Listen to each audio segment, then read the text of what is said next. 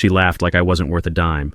Her mimosa shimmered in the sun, nails painted blood red, the same shade as her lies. "You're not leadership material," she said, sipping casually, looking at me like I was a temp. "My ex? He's way better than you." I poured her another, steady hand, no reaction. Then I placed my resignation letter on the table, folded sharp, clean. She paused, just a beat, then smirked again and raised her glass. As for me, I left the table with the calm of a man who had just triggered the chain reaction that would bring down her entire empire in 3 weeks. I didn't need to shout, didn't need to break anything. I just stood up and started unplugging everything, silently, because the men you underestimate are usually the ones who leave you ruined, quietly. If you've ever been dismissed, belittled, and chose silence over chaos, drop a single dot in the comments. I know how that feels. Her perfume lingered in the hallway, sweet. Manufactured, expired, like something trying too hard to be remembered. I didn't storm out. I just disappeared, emotionally, weeks before I physically left. She never noticed. Or maybe she did. She stopped looking at me like a partner, started speaking to me like I was part of the staff. Her phone, always face down, her schedule, suddenly packed after 7 p.m. When she touched me, it was scripted, mechanical. The house was still, but not quiet. It buzzed with absence, the kind you feel in your spine. I started sitting in the dark longer than necessary, not because I was depressed, because I was observing, listening, to the rhythm of lies, to the click of her heels when she thought I wasn't paying attention, to the silence between us, growing louder by the hour. And in that silence, I began preparing. It happened on a Thursday night. Her company's rooftop party, one of those exclusive tech events. City skyline, designer drinks, pretend smiles. She wore the black dress, the one she claimed was for me. But it wasn't, not that night. He was there, tall, tanned, confident in that artificial gym trainer way. Bryce, the ex. She introduced us like I was a guest speaker, and he was the keynote. We shook hands. He squeezed harder than necessary. I smiled. He blinked first. She laughed, too long, too loud, her hand resting lightly on his arm. That night she kissed me, not with warmth, but like checking something off a to-do list. I lay beside her in bed, staring at the ceiling, breathing next to a woman who no longer recognized my scent. And I knew. She wasn't mine anymore. Maybe she never really had been. But that night wasn't the end. It was the start of a very quiet war. I didn't ask questions. I took notes, the phone habits, the 7 p.m. vanishings, a new passcode on her tablet, a second phone bill, hidden under her name, tucked inside a stack of marketing expenses. I wasn't looking for confirmation. I was building a case. She believed silence meant ignorance. She didn't understand. I was documenting. I watched her laugh on Zoom calls like nothing existed beyond her own brilliance. Her charm had become a weapon, polished, rehearsed, sharp. I started checking the cloud syncs. Her tablet was lazy, no fingerprint lock, and she always fell asleep after her third mimosa. The night I opened it, my hand didn't shake. Her messages were synced, glowing like fresh wounds on the screen. "I miss your hands." He doesn't even notice. He's too soft, too safe. Photos, poses, replies with arched backs and bitten lips. I didn't rage. She expected rage. I gave her silence. And then, I began the audit. While she drifted through conference calls and rooftop toasts, I mapped every move behind the curtain. Bank statements, hotel receipts filed as client meetings, a burner Uber account under a fake name linked to our shared card by accident or arrogance. She thought she was clever. She forgot I built the system she's now trying to cheat. I hired a private investigator, not the TV kind, the kind who knows what hotel staff will say for an extra $100. He worked quietly, so did I. Swabs arrived in a medical envelope. DNA tests, ours, hers. And for a child we were supposed to have one day. But there was no child, and never would be. 3 months into our marriage, she had her tubes tied, without telling me. I found the invoice in her cloud drive, labeled wellness expense, filed between a conference agenda and a skincare order. Every truth I uncovered buried something deeper. A version of me. A future I thought we were building. And I started burying that man, one document at a time. I didn't confront her. What was the point? You don't argue with fire. You contain it, or you let it burn through everything until it's just ash and blueprint. So I made coffee, like every morning. She walked past me in her silk robe, still smelling like citrus and someone else's cologne. She asked about the weekend. I smiled, told her I had some things to finish. And I did. The man I used to be. The one who dreamed of a child, a quiet cabin someday, Sundays on the porch with her head on my shoulder. He was gone. He died when I read those messages, when I saw the date on the medical invoice, when I realized she never planned to grow old with me. She planned to keep me useful, until I wasn't. So I held his funeral, not with tears, but with folders, encrypted drives, signed affidavits, and a plan, silent, precise, already in motion. I started where she never thought to look. The numbers, joint accounts, retirement portfolios, equity grants from the startup we co-founded. She'd been so busy keeping secrets, she forgot the man she was married to held the back-end keys. I didn't touch anything. Not yet. I just watched, logged every transfer, every overlapping client dinner with a sudden withdrawal, filed them quietly, like receipts for a storm still offshore. Then I called an attorney, not for confrontation, for coordination. He asked if I wanted revenge. I said no. I wanted record-keeping. I began untangling the finances like a wiretap, unplugging my name from her future, thread by thread. No noise, no alarm, no trace. At night I cooked. She laughed at reels on her tablet. I stirred pasta and memorized tax loopholes. She thought I was healing. I wasn't. I was editing. And one morning soon she'd wake up and realize she no longer knew the man sitting across from her. My lawyer worked out of a windowless office in Oakland. No branding, no receptionist. Just legal pads, a steel safe, and a coffee mug that said, "I bill by the hour." He didn't ask questions, didn't need to. The document spoke louder than any accusation ever could. Infidelity, asset misuse, medical concealment, malicious deception. He said, "We can go scorched earth." I said, "No, we go surgical." I didn't want destruction. I wanted precision, a blueprint, not a bloodbath. We drafted the first papers, separation, notarized, divorce terms, built on evidence. Trigger dates aligned with financial cycles. Everything timed to her quarterly, her fiscal, her downfall. At home, she asked me what I was working on so late. I said, infrastructure cleanup. She smiled, didn't ask again. Each night, I filed another folder. Printouts, screenshots, copies tucked into 3 separate safes across 2 states. Because when predators get too comfortable, they forget one thing. Sometimes the prey has claws too, and lawyers.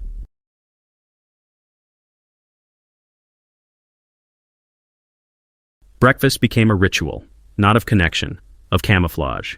I toasted her bagel, brewed her coffee, added the oat milk she liked, 2 pumps, vanilla, same as always. She smiled, told me I was getting predictable. I agreed. Routine is disarming. She left for the gym every morning at 6 o'clock. I left at 6:15. Different gyms, different agendas. She burned calories. I burned timelines. Every errand became cover. Grocery run, bank withdrawal, dry cleaning, deposit safe number 2, dentist appointment, meeting with the forensic accountant. I moved money the way a surgeon moves scalpels. No wasted motion, no fingerprints. At night, she scrolled through luxury Airbnbs, talking about a Napa weekend. I nodded, asked about wine preferences, then added Napa to the subpoena list. She didn't suspect a thing. She thought I was steadying the ship. I was drilling holes in the bottom, slow, silent, permanent. And soon, she'd be the last to notice it sinking. She changed her passcode last week, 6 digits. I memorized the pattern by watching her thumb. Twice. That's all it took. Her tablet was still lazy. No Face ID, just a swipe. She thought that made her clever. It made her readable. One night, she fell asleep on the couch. 3rd mimosa, half full, a movie playing, some romance about second chances. The irony almost made me laugh. I slid the tablet from under her arm. No hesitation, no noise. iCloud sync still on. Text threads open like confessions. Location history, photo backups, notes. Don't wear that cologne again, he noticed. Can't wait for our next meeting. He's asleep by 10, always. There was a rhythm to betrayal, repetition, laziness, ego. I screenshotted every message, uploaded them to an encrypted drive titled Q4 Forecast. Then I set the tablet back, turned off the lamp. She stirred slightly, whispered my name in her sleep. I didn't answer, because the man she was dreaming about, he didn't live here anymore. She started asking odd questions, not directly, She was too proud for that, but I could feel her reaching. You've been quiet lately. Everything okay? You working on something new? Did you change the Wi-Fi password? I hadn't, but I told her I did, just to see her flinch. She hovered more, lingered in doorways, poured my coffee instead of waiting for hers. Her eyes followed me now, like she was trying to decode something small, subtle, like scent after smoke. The irony, I was right there, every day. Same seat at dinner, same bedtime, same smile. But I was no longer inside the story she thought she was writing. I'd stepped out of it and started drafting my own. She once said I was too predictable. Now she couldn't read me, and the silence, that used to bore her, started to scare her. I didn't say much. Just one line, when she asked what I'd been working on so late. Organizing things. She nodded, but her hand trembled slightly when she reached for her glass. Good. She should be nervous. The audit was almost over. By now, I had everything. Call logs, screenshots, hotel check-ins, time-stamped GPS routes that traced her deception like an artist sketches a face. Her digital life had no alibi. Her paper trail, worse. Client meetings that matched hotel bookings. Dinner receipts with a bottle of wine and 2 entrees. While I was out of town, the private investigator delivered a flash drive. He didn't say much, just slid it across the table like it was a weapon. And it was. I watched it alone. No volume, just video clips, still frames, elevators, hallways, kisses too casual to be new, comfortable infidelity, the kind that doesn't even blink anymore. When it ended, I sat still. Didn't blink either. Didn't cry. Didn't rage. Just copied everything into a folder labeled Executive Summary. 3 backups, 1 for the lawyer, 1 for court, and 1 for her. She didn't know it yet, but her next quarterly review would be brutal. Not on her performance, on her character, and this time, there would be no promotion, only an exit interview she'd never forget. It started with a folder, labeled just like the others, harmless on the surface. I left it half visible on the home office desk, not careless, deliberate. Inside, a printed spreadsheet, names, dates, 3 highlighted lines, all real, but all out of context. She saw it the next morning, paused, didn't ask, but I saw her eyes narrow, calculating. By lunch, she was quieter. By dinner, she was polite, too polite. She thought I was on to her. She was right, but not in the way she imagined. This wasn't revenge. It was architecture. Every move designed to feel like her own unraveling. At work, I started forwarding a few emails to her executive assistant. Flagged urgent, marked follow-up, harmless on the surface, but layered with subtle contradictions she'd have to explain. I didn't send anything to HR, not yet, but I made sure HR started noticing her name, repeatedly, quietly. People underestimate how loud a whisper can be when it's repeated enough. She started checking my calendar, not outright. She'd hover behind me at the kitchen island, sipping tea, eyes flicking toward my laptop screen. "You've been busy lately," she said. "Lot of meetings?" I smiled, nodded, closed the tab, slowly, nothing suspicious, nothing direct. But uncertainty, that's a virus. It doesn't announce itself. It just spreads. She began asking me to dinner more often, random compliments, touching my shoulder when passing, like she was trying to rewind something that had already expired. I let her. Because nothing is more unnerving than being treated gently by someone you've already betrayed. At work, I floated a rumor, 1 sentence, to 1 person. "Jack's thinking about stepping back from product entirely." By Friday, it had made it to the boardroom. She heard it secondhand, during a quarterly prep, paused, didn't speak, just tapped her pen 3 times. It's fascinating, watching someone try to tighten their grip on something they don't know they've already lost. She stayed late at work 2 nights in a row. I didn't ask, didn't need to. She told me anyway. Strategy teams falling behind. New vendor issue. Nothing serious. 3 lies, all rehearsed, delivered in that same polished tone she uses on shareholders. But the corners of her voice? They were fraying. Just a little. Not enough for others to notice. Enough for me. She double-checked the alarm system that night. Twice. Looked over her shoulder in the kitchen. Looked at me like I might say something. I didn't. The next morning, she accidentally left her phone on the counter. Screen up. Messages cleared. Battery low. A decoy. I picked it up, charged it for her, said nothing. That kind of silence is crueler than shouting. And she felt it. Deep in the place no brand consultant can fix. Her confidence used to fill the room. Now it flickers. And I don't have to blow it out.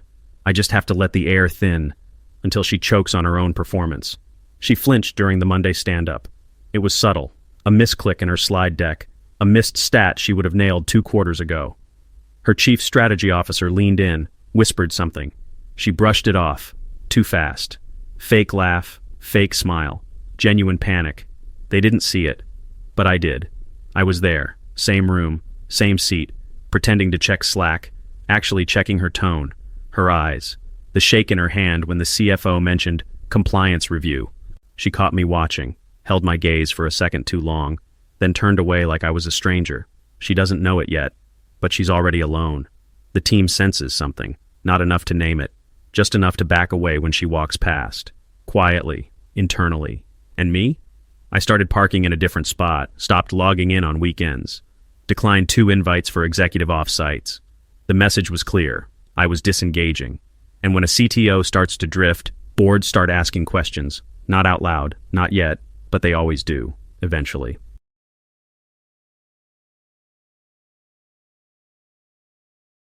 She started repeating herself in meetings. Ideas she'd already pitched 2 weeks ago. Repackaged, reworded, rushed. Her assistant began taking more mental health days. The intern stopped looking her in the eye. It's a strange thing. Watching a woman who once lit up boardrooms start casting shadows instead. She used to walk in, and conversations paused. Now they resume, without her. The new VP called me into his office, closed the door. "Everything good between you two?" "She seems distracted."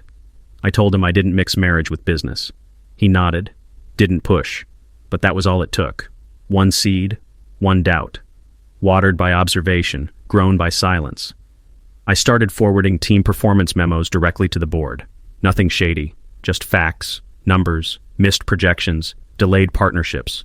I never mentioned her name, didn't have to. In a company that size, perception is performance, and hers was slipping, without a single word from me. Her calendar used to be packed, breakfast summits, investor coffees, strategy calls that bled into happy hour. Now, meetings get rescheduled, invites ignored, threads she used to lead. Now she's just CC'd. I watched her reading an email twice, not because she didn't understand it, but because the tone had changed. Less warmth, more formality. She asked me that night, over dinner, "Is the board happy with this quarter's pace?" I shrugged. They haven't said anything, which was true. They didn't have to say a word. Silence can feel like waiting, or it can feel like judgment. It depends how guilty you are. She drank her wine too fast, checked her phone mid-meal, then set it down again, face up, unlocked. I didn't touch it, didn't even glance, because now I didn't need to look for secrets. She was starting to hand them over, one panicked pause at a time. The empire was still standing, but the glass was starting to tremble, and I was already holding the hammer. She started dressing sharper, full power looks, tailored black, bold lipstick, like armor made of fabric and red. She spoke louder in meetings, cut people off, laughed harder at things that weren't funny. It wasn't confidence, it was performance, and everyone could feel it. I walked past the glass wall of conference room C, saw her adjusting the blinds alone, staring out at the city like it owed her something. She texted me mid-afternoon. "Drinks tonight? Just us?" I replied, "Can't. Late sync with Infra team." There was no sync. There was no team. Just me, in a coffee shop, watching her LinkedIn views spike. The CFO called me that week, asked if I'd ever considered an independent advisory role. I said I might be open. That's all it took. The energy shifted, not against her, but away from her. The room no longer revolved around Elena Carter. It rotated slowly toward vacancy. And I didn't push. I just stayed still. Because when power begins to slip, you don't have to take it. You just wait for it to fall. She missed a meeting. First time in 3 years. No email, no delegate, just absence. HR flagged it. The assistant blamed calendar sync issues. No one believed it. No one said anything. But the room was different. People leaned in when I spoke, laughed at jokes I didn't finish, asked my opinion before hers. Power doesn't leave with a bang. It leaks. And now, it was leaking out of her, one missed beat at a time. She showed up the next morning in heels too loud for the hallway, smiling too big, gripping a paper cup like it was holding her together. I asked her, "Everything okay?" She paused, longer than she meant to, then said, "Of course, just tired." But her eyes were scanning me. measuring something. Maybe how long I'd known. Maybe how long I'd waited. She used to be untouchable. Now she was present, vulnerable, and worse, she knew it. I didn't need to act. She was doing it for me. The performance was cracking, and soon the audience would stop clapping. She came home late. Not unusual, but different. Her heels didn't come off at the door. Her coat stayed on. She hovered in the hallway like she was expecting a question. I didn't offer one. Instead, I set a manila envelope on the table, unlabeled, closed, heavy with silence. Her voice cracked just slightly. "What's this?" I looked at her, held her gaze a second longer than comfort allows, then said, "Quarterly alignment notes, some areas that need review." She didn't open it, not yet, just stared at the crease in the paper like it might bleed. I poured her a mimosa, same glass, same recipe, same calm. She sat across from me, quiet, one hand on the envelope, the other on the stem of the glass. Neither moved. She asked, "Are we okay?" I nodded. "I think we're exactly where we're supposed to be." She didn't sip, didn't smile, just stared at her reflection in the drink. Because when a person who knows everything says almost nothing, it's not reassurance. It's a warning. She didn't sleep that night. I could hear her pacing the hallway at 2 a.m. bare feet on hardwood, pausing every few steps like she expected a sound behind her. There wasn't one, just silence. She stood in front of the mirror longer that morning, longer than she ever had, touching her face, fixing nothing, like she was looking for the version of herself that still had control. But mirrors don't lie, and they don't comfort. At breakfast, she barely touched her coffee, no makeup, no earrings, no appetite. She watched me butter toast like it was foreign, like I was foreign, like she was seeing someone she hadn't studied carefully enough. And maybe she was. She used to control every room. Now she couldn't control her own thoughts. "Jack," she said. "If there's something on your mind," I looked up, held her gaze. "There is. But not everything needs to be said out loud." She didn't respond, didn't blink, just stared, like the room had gotten smaller and the air wasn't hers anymore. She asked me to go to dinner, a new place, something nice. I said I had work, didn't say what kind, didn't offer to reschedule. She laughed too quickly. "It's okay, we'll find time." But I saw it, that flicker in her eyes, not sadness, something worse, realization. She was no longer priority, no longer in the center of my time, just orbit. That night she waited up, lights dimmed, a bottle of wine half poured, jazz humming through the speakers like nothing was wrong. I walked in at midnight. She didn't ask where I'd been, just stood there barefoot, holding a glass like it was a question. I walked past her, nodded gently. "You should get some sleep." She didn't move, didn't respond. I went to the guest room, closed the door without a sound. The next morning she didn't make coffee, didn't speak, just sat at the dining table staring at a chair I wasn't in. She knocked once, didn't wait for me to answer, just stood in the doorway, holding 2 mugs, coffee, the way I like it, or used to. "Can we talk?" I looked up from my laptop, nodded once, closed it slowly. She stepped inside like the room was someone else's, because it was mine, now. She handed me the mug. Fingers lingered longer than they used to. "I miss you." I sipped the coffee. Hot, familiar, but I didn't smile. "I'm here." She sat down at the edge of the bed, too far to touch, too close to ignore. "Did I do something wrong? Is there someone else?" I shook my head. "No, and yes." She froze. "Who?" I held her gaze, steady. "Me, someone else, is who I had to become to survive the version of you I didn't see coming." She didn't speak, didn't cry. She just sat there, coffee in hand, reality finally touching skin.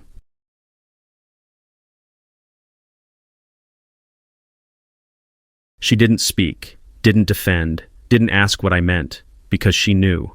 Maybe not the full scope, but enough. The silence between us wasn't a pause anymore. It was a line, and she was finally standing on the wrong side of it. She stared at the floor, one hand wrapped around her mug like it might explain something. It didn't. "Can we fix this?" she asked, so quiet it almost didn't exist. I looked at her, not with hate, not with anger, just clarity. "Fix what?" She blinked. "Us." I shook my head once. "There is no us. There's what you performed, and what I believed. The rest? It was gone. not burned, filed. She stood slowly, like the weight had finally caught up, set her mug down on the desk beside me, and walked out. No door slam, no tears, just footsteps, fading into a house that didn't belong to her anymore. The next morning she left early, didn't say goodbye, didn't try to touch me. Just keys, heels, and the soft click of the front door. I waited. 2 hours, made coffee, opened my laptop. At 9:01 a.m., her assistant received a call. At 9:03, legal received an encrypted packet titled Joint Disclosures. At 9:10, she called me. I let it ring. At 9:17, my attorney delivered the divorce papers. Hand-delivered, stamped, notarized, flawless. Filed under grounds of deception, breach of marital trust, and concealed financial activity. By 9:23, she was no longer just my wife. She was the respondent. She didn't come home that night. No explanation. No excuses. She knew the timeline. She just didn't know how much of it I'd already written. And now? She wasn't in control of the story anymore. She was in discovery. Her LinkedIn banner changed. Just slightly. From CEO vertical bar visionary vertical bar builder to executive vertical bar strategic consultant. Nobody noticed at first, but I did. She canceled her Thursday keynote, blamed scheduling conflicts. The committee nodded, but they knew. Her executive assistant left, quietly, no LinkedIn post, just a blank chair and locked drawer. Rumors began to circulate, soft ones, the kind that don't need proof, only tone. She's been distant lately. That presentation felt off. Think she's going through something? She walked into meetings 5 minutes late, phone in hand, smile forced. She laughed at all the wrong moments, forgot names, over-explained small mistakes. And me? I said nothing. Just showed up on time, spoke only when needed, and let her unravel herself. Because when your reputation is built like glass, it doesn't take a hammer to break it, just a single hairline crack, and a man who knows where to tap. The press noticed her absence. Nothing dramatic. Just a skipped panel at Tech Women West. A missing headshot in a partner announcement. The kind of silence that only matters when it's from someone who used to be everywhere. Her name wasn't in the memo. Mine was. Acting advisory lead, interim oversight product strategy. 6 words. 0 explanation. All intentional. She texted me that night. You asked for that title? I stared at the screen. Didn't reply. Just archived it. She'd built her empire with control, visibility, power. Now she had none. Only the echo of a name people were slowly trying not to say out loud. Investors began to call, one by one, not to question the numbers, to ask if I was staying through transition. I told them I was. They relaxed. She tensed. And still, I hadn't gone public. Hadn't leaked a thing. Hadn't spoken her name. Because the best collapse isn't loud. It's slow. It's silent. It's felt. And once it starts, no one reaches for the pieces. They step over them. She showed up to the quarterly meeting early. First time in years. Hair perfect. Blazer sharp. Smile. Brittle. She walked in like nothing had changed. But everything had. And everyone knew. The CTO seat next to her? Empty. Until I walked in and sat down. 2 minutes before start. No folder, no laptop, just presence. The board glanced at both of us, not out of curiosity, out of caution. She opened the meeting with her usual script. Let's dive in. But her voice cracked. Barely. Just enough. I said nothing. Didn't need to. She was unraveling all on her own. One VP misquoted a stat. She corrected it. Too forcefully. Someone cleared their throat. She snapped, "Is there an issue?" Silence. That's when she realized they weren't protecting her anymore. They were observing, measuring, drifting. And in that instant, she looked at me like she finally understood. This wasn't sudden. This had been designed, and the design was almost complete. The meeting wrapped early. No one lingered. No side chats. Just quiet exits and brief nods. She stayed seated, pretending to check her notes. Waiting for someone, anyone, to ask her something. No one did. I stood, gathered nothing, said nothing, just turned to go. "Jack." Her voice barely carried. I paused, turned halfway. "Did you do this?" I looked at her, at the woman who used to own every room, every narrative, every version of me. "You did this," I said. "I just kept the receipts." She blinked, but didn't deny it, didn't argue. Because deep down, she knew. The numbers were real. The absence was earned. The silence was strategy. And now the silence was policy. Her name would still be on the paperwork, but not in the conversations, not where decisions were made. Not anymore. By the time I reached the hallway, her chair was empty. Her voice, finally, gone from the air. And for the first time in months, I breathed. The office felt colder after that. Not because she was gone, because I was still there. Every hallway remembered her heels. Every conference room echoed her voice, long after she stopped being in them. But I didn't miss her. I missed who I used to be before I learned to weaponize silence. Before I learned that love could be a liability.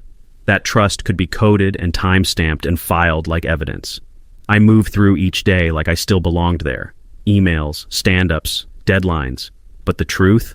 I was already gone. I'd started to vanish the day she said, "My ex is better than you." Not because it broke me, but because it woke something up, something surgical, something strategic, something cold. And now that the mission was over, now that the empire had cracked, I looked at my hands and realized I didn't know if I'd ever be warm again. Not angry, not bitter, just hollow. Victory, it turns out, doesn't feel like freedom. It just feels quiet. I resigned on a Tuesday. No announcement, no farewell lunch. Just a signature, a timestamp, and a calm walk down the hallway. My badge hit the desk with a soft click. No one stopped me. No one asked why. They already knew. There wasn't a new job waiting. No recruiter call. No pivot. Just distance. And that was enough. I packed only what mattered. One folder, 3 notebooks, and a single photo. Not of her. Of me. Me, before the suits, before the campaigns. Before I turned into someone who planned instead of felt. The city felt different now. Smaller. Like it had shrunk while I wasn't paying attention. Or maybe I'd just outgrown it. I left the keys on the counter. The apartment still smelled like her shampoo. But the silence? That belonged to me now. As the elevator doors closed, I didn't feel triumph. I didn't feel regret. I felt done. And for the first time in a long time, that was enough.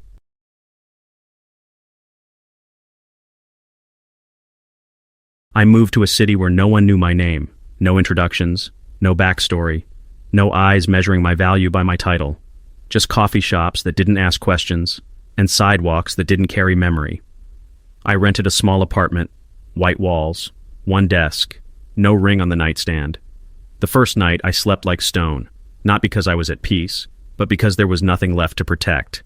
I didn't miss her, I didn't forgive her, and I didn't want to explain her, to the version of me that was still figuring out how to breathe. I bought new sheets, threw out the watch she gave me, kept the silence. It was the only thing that had been loyal.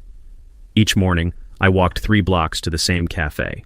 No one recognized me. No one smiled like they knew something. And in that nothing, I started hearing my own thoughts again. Not thoughts of revenge, not of loss, just space. And space, it turns out, can feel like grace when you've lived in someone else's storm long enough. Healing didn't feel like light. It felt like dishes, like folding laundry, like getting out of bed without checking her social media. No fireworks, just habits, unremarkable, necessary. I stopped looking at my phone when I woke up, stopped replaying conversations she forgot we ever had, stopped trying to imagine what I'd say if she ever apologized. I wouldn't say anything. That story's over. I already closed the book. Now I'm rebuilding in sentences that don't start with we, in playlists without hidden meanings, in meals cooked for one, without resentment. People think healing looks like clarity, but mostly it looks like not reacting, like not reaching for a name that doesn't live here anymore. I still think about her sometimes, not with longing, with inventory, just checking what scars stayed and which ones I stopped naming. I don't want her back. I just want to like the man who let her go. It took time, more than I thought, less than I feared. But one morning I noticed I hadn't thought of her at all. Not her voice, not her perfume, not even the way she left. Just silence. But this time, it didn't feel like a weapon. It felt like a room with no ghosts in it. I paid rent early, watered the plants, read a book without underlining anything, like I was trying to decode the past. Peace, it turns out, isn't loud. It doesn't announce itself. It just shows up when you stop expecting the worst. There's no victory lap, no applause. Just a man drinking his coffee in a chair that finally feels like his. She doesn't live in my head anymore, not even in the walls. She's just a chapter, closed. And me, I'm still here, still quiet, but not planning, just breathing. I don't hate love, not anymore. I hated what I let it turn into. What I turned into, trying to preserve something that had already rotted. But love itself, the real kind, quiet, simple, unperformed, that might still be out there. And for the first time in a long time, I'm not afraid of it. I'm not chasing it. I'm not swiping toward it. I'm not writing poems in my head to people I haven't met. But when I see two strangers laughing quietly at a crosswalk, or hear someone say, "Text me when you get home," I don't flinch. I don't ache. I just listen. And somewhere in that stillness, I feel something shift, not because I need someone, but because I'm finally someone worth being with again. That's what she couldn't take from me. Not in the courtroom, not in the silence, not even in betrayal. This man I've become, he's not built for revenge. He's built for what comes after. I don't owe her closure, and I don't need one either. What I needed, I gave myself. Space, stillness, truth I didn't water down. Now I walk with less tension in my shoulders. I don't rehearse conversations in the shower anymore. I don't check who's watched my story. I just live. I've started saying yes to small things. Coffee with someone new. Road trips without purpose. Sleeping in on Sundays. Not to fill time, but to stop fearing it. My story isn't about her now. It hasn't been for a while. But today, that truth finally feels real. If love shows up again, it won't be to save me. It'll be to join me. Whole to whole. Nothing missing. Nothing owed. And if it doesn't, that's okay too. I have peace now, and peace doesn't beg for meaning. It becomes it. Sometimes I wonder if she ever thinks about me. Not often. Not with ache. Just in passing, like a name you almost remember when a song comes on. Does she ever look at her glass and wonder how long I knew? Does she scroll through old photos, pause on my face, and ask herself if any of it was real? I used to care. Used to craft entire conversations in my head. What I'd say if she asked for forgiveness. What she'd say if she ever really meant it. Now, I let the thought come, then let it leave. Because her guilt, her silence, her what-ifs, none of that belongs to me anymore. I burned that version of me, the night she laughed at my ambition and poured herself another mimosa, like I was something forgettable. She might still wake up believing she won, but I wake up without needing to be right. And that's something she'll never understand. Some men don't break. They just get better in the dark. If you're still there, still sitting across from someone who doesn't see you, doesn't hear you, doesn't care who you become, I know. I know what it's like to trade your instincts for peace, to shrink your ambition just to be tolerated, to sit in silence because the argument isn't worth the explosion, because maybe next week she'll notice, because you've convinced yourself that being needed is close enough to being loved. But let me tell you something you already know in your gut. It doesn't get better by waiting, by shrinking, by explaining yourself over and over to someone who stopped listening months ago. The man you were before her, he's still in there, buried maybe, but not broken. You don't need permission to leave. You don't need closure. You don't even need anger. You just need a door and a decision. Because quiet men don't have to break. We can build. We can leave. And when we do, we don't burn it down. We let it fall, on its own. She said I wasn't executive material, laughed like it was just another line in her quarterly script. Like I was temporary, replaceable, forgettable. Maybe she was right. I wasn't built to climb someone else's ladder or sit quietly at the edge of someone else's legacy. I wasn't made to wait for praise from someone who measured love in leverage. But I'll tell you what I was. I was the one who remembered everything, the details, the silence, the timeline, the truth. I was the one who didn't yell, didn't beg, didn't break. I didn't burn the house down. I just turned off the power and walked out with the blueprint. Now, no boardrooms, no press releases, no glass walls, just peace. Mine, built from the ground up, answerable to no one. She mistook stillness for weakness. Most do. But now she knows I was never executive material. I was the board.